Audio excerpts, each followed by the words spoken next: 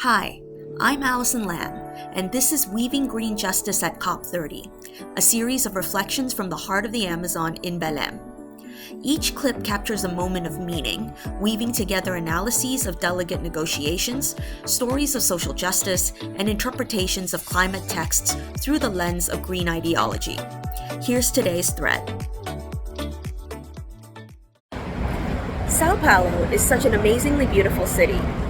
This last week has been an incredible introduction to the country of Brazil. I believe I got a strong sense of why it was necessary to host COP in a country with such a history of culture and music. This is where people who are most affected by the climate crisis live. Before heading into COP, where the negotiations will happen, it was amazing for me to experience a taste of what it means to live with the consequences and outcomes of these negotiations. Everywhere we went, there was beauty, but also poverty. People were sleeping in the streets, and we were told repeatedly that we had to watch our cell phones, because cell phones being snatched right out of our hands was a very real risk. And yet, there is so much vibrant life here. From the dancing to the music, it is clear that passion runs deep in Brazilian blood. As I experienced the joy, I also empathized with the struggle. Having been here and experienced, even to a small extent, the heat, the flesh, and the vitality of the Amazonia, I can certainly appreciate the inappropriateness of holding climate talks in the global north. The Brazilian Greens honored me with the opportunity to thank them on their own media for welcoming me with such warmth and amiability. Hello everybody, I'm Allison Lamb. I'm from the Green Party of Canada, where I serve as the co-chair of the International Secretariat. I am so pleased to be here because this is my first time in Sao Paulo and even in Brazil at all. The Brazilian Green Party has been an amazing host, showing us exactly what this city and this country is all about.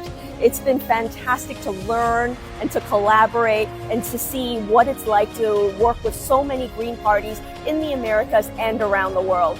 So thank you very much for being so welcoming, and I'm so thrilled to be here. Thank you. Aside from its commitment to nature, it was clear to me that Brazilians cherish their independence and democracy. The Ipiranga Monument, or the Monument to the Independence of Brazil, is on the historical location said to be where Dom Pedro I declared Brazil's independence. This is a beloved historical site, reminding us of Brazil's colonial past and complicated present. With the cry of independence or death, Dom Pedro made both a political and theatrical declaration that has been a driving force for Brazilians for centuries.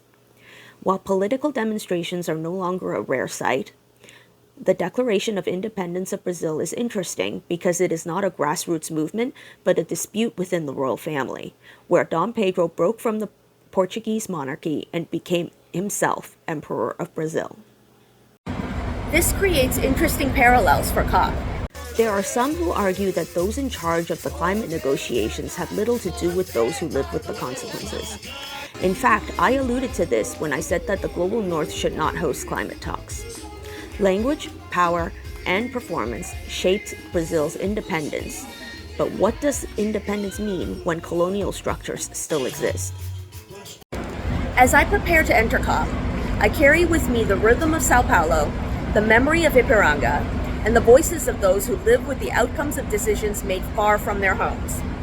Without meaningful interactions and empathy of those most affected, negotiations are nothing more than arguments over brackets.